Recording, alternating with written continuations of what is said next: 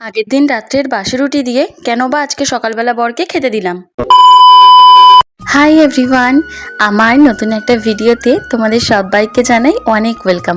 সকালবেলা ঘুম থেকে উঠে ফ্রেশ হয়ে যা কাছাকাছি ছিল, এটা তখন রোজের ডিউটি হয়ে গেছে যে সকালবেলায় প্রচুর জামা কাপড় বেরোয়, সেগুলোকে কেচে আমি এই রডের উপর মেলে দিই। তোমরা তো সবাই জানোই দুপুর না হতে হতেই এত পরিমাণে রোদ হয় যে সব একবারে শুকিয়ে যায়। জামা কাপড়গুলো মেলে আমি চলে এসেছি এখানে চিয়া সিডস খেতে। আজকে এর মধ্যে দিয়েছি একটু গরম জল আর একটু লেবুর রস, তো ওটা খেয়ে চলে আসলাম এবার জিনিস জায়গায় রাখতে।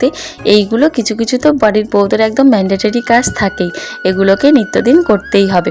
আর এই যে দেখতে পাচ্ছ কত বাসন এখানে জমেছে, না সব সকালের বাসন না, কাজ বাজ তো এখনো শুরুই করিনি। এগুলো হচ্ছে আগের দিন রাত্রেবেলার বাসন। ও রাত্রেবেলা কালকে অনেক রাত্রে এসছে, তো তার জন্য সেই সময় আর বাসন মাজতে ইচ্ছে করেনি। আর দেখতেই পাচ্ছ কতটা আগের দিনের তরকারি রয়েছে, তো সেই তরকারিটাই এখন গরম করছি, কারণ এখন দুজনে মিলে ব্রেকফাস্ট করব। আর বাবা গেছে কলকাতায়, বাবা চা খেয়েই কিন্তু চলে গেছে, আসলে বাবাকেও খেতে দিয়ে দেবো। আর এখানে বাসি রুটিগুলো কেন বেঁচেছে বলো তো, আগের দিন রাত্রেবেলা ও যাদের সাথে কাজে গেছিলো তারাই কিন্তু ওকে বিরিয়ানি কিনে দিয়েছিল, তো তার জন্য ও আর রাত্রেবেলা রুটিটা খায়নি, তো সেটাকেই এখন তেলে ভেজে দিচ্ছি। এখন ও আর আমি দুজনে মিলে ব্রেকফাস্ট করব। উনি তো ঘরে বসে মোবাইল দেখছে, আমাকে বললো তোমার বাড়া হয়ে গেলে তুমি তারপর আমাকে ডেকে দিও, তো ওকে এখন ডেকে নিয়ে চলে এসেছি।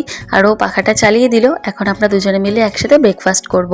আর ব্রেকফাস্ট করতে করতেই ঠিক করে নেব যে আজকে দুপুরবেলা কী কী রান্না হবে। আর আমার বরের তো বাড়িতে কেউ না থাকলে আরও মনে হয় আমাকে রান্নার চাপটা বেশি দিয়ে দেয়। আমি চাই যত ফাঁকি মারতে, কিন্তু না, ও থাকলে সেটা আমার একদমই হয় না। তো চলো এখন দুজনে মিলে ডিসাইড করে নিই দুপুরবেলা কী রান্নাবান্না করব। আর তার সাথে এখনকার ভিডিওটা এই পর্যন্তই। ভালো লাগলে চ্যানেলটা সাবস্ক্রাইব করো।